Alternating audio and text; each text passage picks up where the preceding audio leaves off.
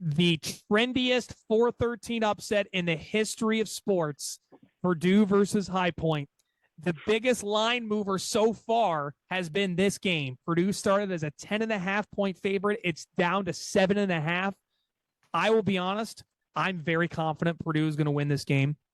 I honestly don't think High Point's a good matchup. Or Purdue's a good matchup for High Point. When Purdue plays teams that don't defend well, they eat them up. He can get that going. Purdue should have no issues. I actually think the Boilermakers are going to cover that 7.5 and they're going to move on. Nick?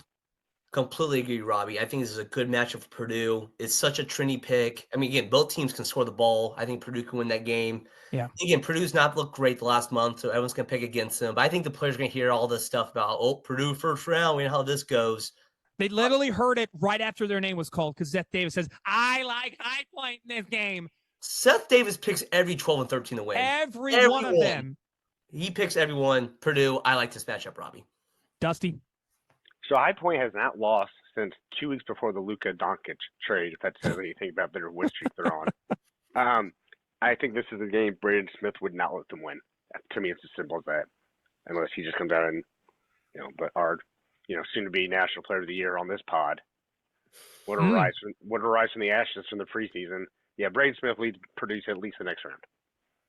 And yes, there are rumors swirling that there are teams going after Braden Smith. Some is paying as much as close to $6 million to get him to leave Purdue to come to their school. There could be a couple teams out there doing that. So might be in the back of Braden Smith's head.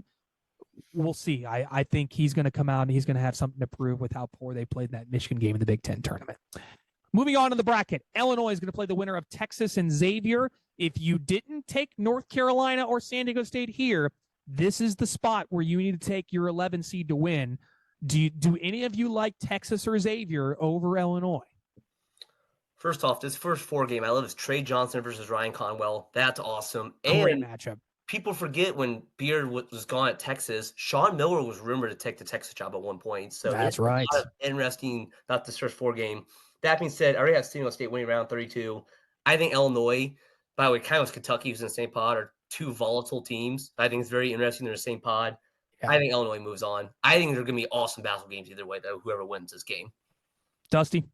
Illinois, I know they had 6 players, but after that Duke debacle, seemed to wake up a little bit their season.